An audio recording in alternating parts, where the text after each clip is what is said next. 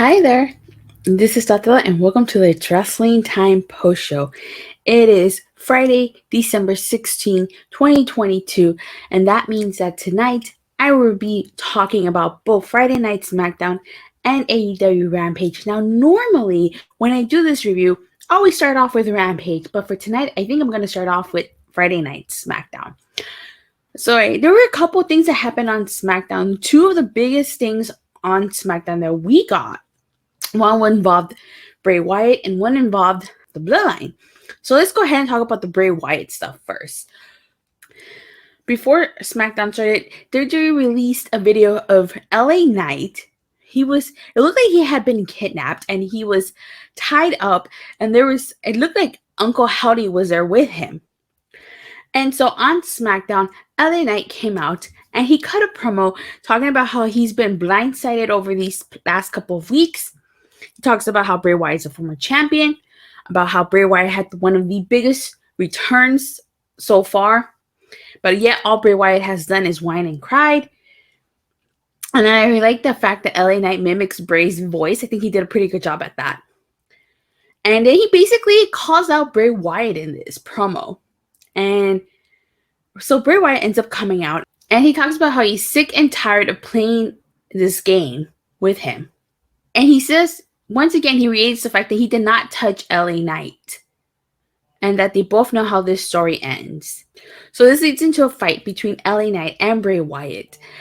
And Uncle Howdy appears on the Titantron and says if he wants to see something scary. So Uncle Howdy finally comes out in person while Bray's in the ring and LA Knight's just looking astonished at the fact that he's seen Uncle Howdy. So maybe Bray is right. Maybe Uncle Howdy and Bray Wyatt are two separate people. Maybe Bray really didn't attack LA Knight and Uncle Howdy did. But then again, it could all be part of Bray's trickery. You know, that he could have... What do you guys think? Do you guys think that Uncle Howdy really did attack LA Knight and Bray is innocent? Or do you guys think Bray knows more than what he's saying?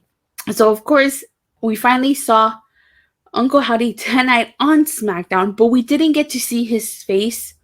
He came out with the hat. Have you guys seen the movie The Black Phone? It looked like he was wearing the hat of the Grabber from The Black Phone. I'm not sure if you guys have seen that movie or if you're familiar with it. It stars Ethan Hawke and he plays the villain, the Grabber, and he wears this hat. It's kind of similar to the one that Uncle Howdy wore on tonight's SmackDown. So I was, for one, surprised that we even saw Uncle Howdy. Granted, we didn't see his face as he wore a mask. So it leads me to believe, who was under that mask? Was it Bo Dallas? Was it somebody else entirely? Was just some random dude in a mask that came out pretending to be Uncle Howdy? Now we're actually getting somewhere, and I'm actually intrigued by this. And hopefully we get more stuff like this, because as much as I like Bray's promos and as much as I like this whole thing that he's got going on, eventually we have to get to the next point, and I feel like we got there now. So from here, we're just probably going to set up a match at Royal Rumble between LA Knight and Bray Wyatt. So I'm very curious to see what they do with this Uncle Howdy character and what are we going to see more of him. So really dug that Bray Wyatt stuff. And the second thing to talk about is Sami Zayn. So if you guys remember on Raw, Jey Uso told Sami that he needed to clean up because it was going to be a very special night for him. So Sami Zayn comes out and he's got the blazer on under his, on top of his honorary Uso shirt. And throughout the whole night, scattered throughout SmackDown, we had various segments involving Sami Zayn and the Bloodline. The first one was Sami Zayn asking where Solo Sikoa was, with the Usos telling Sami that he was with Roman. And then Jay saying that Roman plans on making Sami full-blown Uso. And Jimmy says something kind of that catches my attention. He says they're setting Sami up for a big disappointment, which that was the first segment. The second one, we had Roman in his locker room, and he's with Paul Heyman and Solo Sikoa. And Jimmy comes in and asks Roman what he's got planned for tonight. Jimmy goes on to say that he likes Sami, and Sami is his dog. And that if Roman makes Sami Uso a full-blown Uso, he sides with Roman. But he loves the family and he loves the bloodline. He loves Roman. Then after Jimmy leaves, Roman goes and tells Heyman to get Adam Pearce. So Adam Pearce comes in, and the whole point of this, Roman tells Adam Pearce that on the Friday, December 30th edition of SmackDown, which is the last SmackDown of the year, it's going to be him and Sami Zayn versus Kevin Owens and a partner of his choosing, which leads into the main event, which is a Bloodline in-ring promo. And of course, same shtick every time, Roman asking the city that they're in to acknowledge him. And in this case, it was Chicago. Roman says that they know we haven't seen the Bloodline since War Games, and yet the Bloodline dominated War Games, and that tonight was going to be a good night for Sami Zayn, but he acknowledges that they have a KO problem. And KO is a problem because he won't leave Sami Zayn alone. So he set up a match. It's going to be him and Sami Zayn with a KO and a partner of his choosing. Sami Zayn makes a mistake and says that he is KO's only friend, which does not sit well with Roman and the rest of the Bloodline. Of course, Sami quickly corrects himself and said that he was KO's only friend. And we all know John Cena was scheduled to be on the December 30th edition of Friday Night SmackDown. John Cena appears on the Titantron and says that his longtime friend Kevin Owens texted him and says that Cena has had a match every year except this year. He hasn't had a match in 2022. And so we find out that John Cena is going to be Kevin Owens' partner against Sami Zayn and Roman Reigns. And I, for one, cannot wait. This match is furthering the storyline. I mean, think about it.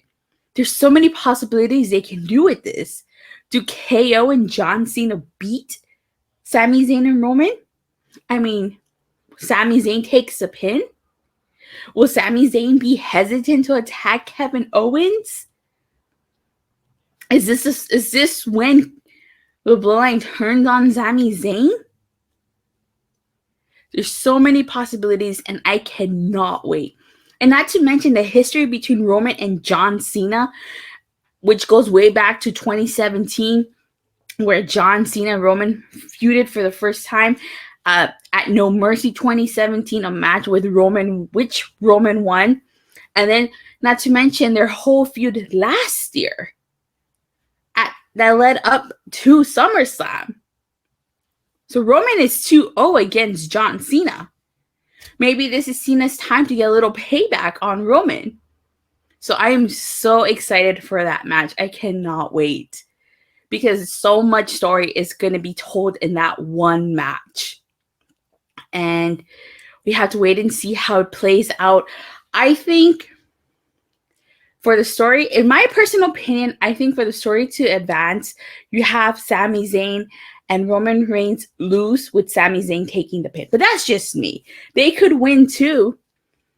So we have to wait and see. But what do you guys think? Will Sami Zayn and Roman Reigns beat KO and John Cena? Will the Bloodline finally turn on Sami Zayn? So if you guys remember, the Elimination Chamber is scheduled to be in Montreal, Quebec, Canada, Sami Zayn's hometown. So are we going to see the Bloodline turn on Sami Zayn? We have to wait and find out. Oh, I cannot wait. I absolutely love that storyline. All right, but now let's start this review from the beginning. So SmackDown tonight opened up with the women's tag team title match. It was Liv Morgan and Tegan Nox versus Damage Control. And in my personal opinion, Damage Control needed to win this match. Those belts are basically props. I would have felt some type of way if they would have lost this match. So this match wasn't a bad match, but I did feel some type of way about Liv Morgan and Tegan Nox for those women's tag titles, considering the fact that they are a newly formed team and really haven't done anything to earn a title shot. My favorite spot in this match was that sunset flip powerbomb that Liv Morgan did to Dakota Kai. And Damage Control was victorious in this match, which I was happy for. So they successfully defended those tag titles, and now we have to see what goes on from here. But, Damage Control hasn't been booked well, if you ask me. You had Dakota Kai losing to Candice LeRae.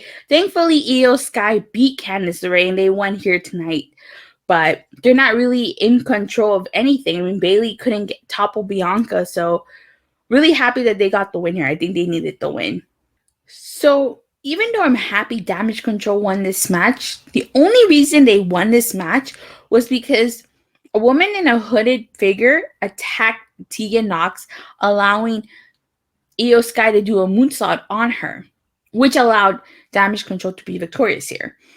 And at first, I was like, oh my god, like, who is this person? Is it someone debuting? Did someone get called up from NXT? Like, who is it? And people were throwing all sorts of speculations out there. And the reveal just goes to show the more things change, the more they stay the same. Because in a digital exclusive on Twitter, WWE revealed that mystery attacker was none other than Xia Li.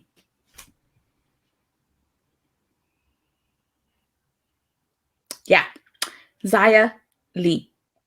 Look, I wouldn't have minded being Xia Li if you just had Xia Li go out there herself. You didn't need to put a whole hoodie on her. Just send her out there and attack. Why the little mystery with a hooded figure if it was just Xia Li? Like, that kind of brought the energy down a little bit, if you ask me. Because it's like, I understand doing a whole hoodie figure if it's someone new, someone debuting, maybe someone returning, someone getting called up. But you're using someone on your roster, just send them out there. Just send them out there already. We get a quick Ricochet video package. It's basically him talking about how it's time to flip the odds in his favor and that a lot of people have bet on Gunther to beat him in the match tonight. Then we get the Intercontinental title match. It is Gunther versus Ricochet, and this was actually a really great match. Adam Pearce sending Vinci and Kaiser to the back before the match starts. And wow, I have to say, this was probably my favorite match of the night. I mean, Gunther and Ricochet really delivered a good match, and Ricochet did not go down easily. My favorite spot was probably the shooting star that Ricochet did after Gunther hit him with the German suplex, and then that chop to mid-air to Ricochet, which Gunther followed up with the powerbomb. I thought that was pretty impressive. Of course, Gunther is victorious. No surprise there. And just as we're about to get a post-match assault on Ricochet, Strowman comes out and he saves Ricochet from that. And so next week on SmackDown, we're going to get a Miracle on 34th Street fight. It's going to be Ricochet and Strowman versus Kaiser and Vinci. Next week's SmackDown is being taped tonight, so it won't be live. Then we get Hit Row versus Legado then Fantasma versus the Viking Raiders. The winner would face the Usos next week for the tag titles. So I wasn't a huge fan of this match. I mean, it was an okay match, but it doesn't matter whoever won this match because they're probably going to lose to the Usos. So Top Dollar actually botched during this match. He didn't go over the top rope. It looked like he tried to do a suicide dive, but he didn't get it all the way, and so he ended up not going over the rope. And so Hero was victorious, and like I said, I don't think it matters who would have won, which is why I'm happy that Legado de Fantasma didn't win, and I'm happy the Viking Raiders didn't win, because they're going to lose to the Usos. The Usos are keeping those tag belts until at least WrestleMania. So from here on out, whoever they face is going to lose. And that was pretty much, I guess you can call that the main event of SmackDown, because after that we got the Bloodline in-ring promo, which I talked about at the beginning. And with that concluded the SmackDown review. Honestly, tonight's SmackDown was not bad. I feel like time flew by. The women's match, it wasn't as bad. And I really like all the stuff they did with the Bloodline and Sami Zayn. I really love the whole LA Knight Bray Wyatt stuff. The Gunther versus Ricochet was my match of the night. I pretty much liked everything about tonight's SmackDown except for the triple threat tag match and the whole mystery hoodie figure thing. Like, if you would have just sent Xia Li out there, totally okay with that. But don't dress up in a hoodie and make everybody think it's somebody returning, someone new, someone debuting, someone getting called up here. So I'd have to knock SmackDown down a few pegs because of that. So I would give SmackDown an 8 out of 10 for that one. If it wasn't for that hoodie thing, And that triple threat match, I probably would have given a SmackDown a higher rating, but just felt like those two things brought tonight's SmackDown down a little bit. All right, but with that being said, that concludes the SmackDown review. So now let's go over to AEW Rampage. AEW Rampage kicked off strong with Sammy Guevara versus Jon Moxley. And this match was a good match. Jon Moxley got busted open, and he got busted open from his left ear. And there was this one spot where like Sammy Guevara got the blood on his hand and he licked it. Jon Moxley doing a back rake to Sammy, and then Sammy doing a back rake to Jon Moxley. That moonsault that Sammy Guevara did to Jon Moxley onto the table was actually a pretty cool spot. Jon Moxley is victorious in this after Sammy Guevara passed out. So I really like the fact that they didn't make Sammy Guevara tap out, but the crowd was totally against Sammy. They kept chanting, "Sammy sucks." So I'm sure that they're happy that Jon Moxley won. After the match is over, Hangman comes out. Evil Uno is trying to like stop Hangman from coming out. Hangman lariat gave a buckshot lariat to a security guard, and like it took security to separate Hangman and Moxley. So their feud is not over, and I'm really excited to see what happens. Like, when are we gonna get the match? I guess they're waiting for Hangman to be cleared. So who knows? We might not get a match with only 2 Dynamites left. I don't think we're getting a match this year. We're probably getting it next year. So very excited about that. So FTR is cutting a promo, and then they basically feel like they let the fans down because the fans have lifted them up. Cash talking about how they made this one of the best years of his career, the best year of his life, and they're leaving a legacy they hope they can be proud of. Dax says that a couple of kids with daddy issues are trying to get their attention, and a couple of dumbass boys won't kill their legacy. So Dax talking about how his little girl asked him why the fans like FTR. And Dax goes on to say that he wanted to make fans feel the passion he has for pro wrestling, that win, lose, or draw, they were going to make the fans feel something. On Wednesday, they will whip the ass of the Guns. Then we get Dr. Britt Baker, D.M.D. versus Sky Blue. And this was an okay match. Of course, Dr. Britt Baker, D.M.D. was victorious. And at the end of the match, she put a lockjaw to Sky Blue, and Hikaru Shida came out with the kendo stick. She whacked Britt Baker, and then she got in Hater's face. And they're supposed to wrestle on Wednesday for that title. We get a Preston Vance interview explaining his actions as to why he turned on Dark Order. And JR pretty much asked him why he did what he did. Preston Vance asked JR straight out who his boss is, in which JR says it was Tony Khan. And so Preston says that his boss JR's boss is not a 10-year-old kid. He starts talking about how everybody thinks he's a bad guy for turning his back on his so-called family, but he makes a point and says that they are not brothers, referring to the rest of, or what's left of the Dark Order. Preston Vance says that he was handpicked by Brody Lee and the rest weren't, which is true, because Brody Lee just became the leader of the Dark Order. Brody Lee handpicked Preston Vance to join Dark Order. Preston Vance says that because he was a college athlete, the rest of the Dark Order is not on his level. That his real brothers are Rush, Jose, the rest of LFI, because they see the same potential in him that Brody saw in him. So then JR kind of asks about Brody's little boy. And Preston agrees and says that no kid should ever have to go through what Brody's son went through, and that Preston Vance then goes on to say that over the span of 2 years, Brody's son has turned into a snot-nosed, spoiled brat. It is what it is, and that the message he has for little Brody is that it's time to grow up. I'm very curious to see what they do with the storyline, because Preston Vance did say some mean stuff about Brody's son, and so I wonder how this is going to play out. Like, I think maybe Dark Order is going to come to the defense of -1, but very curious to see how this plays out.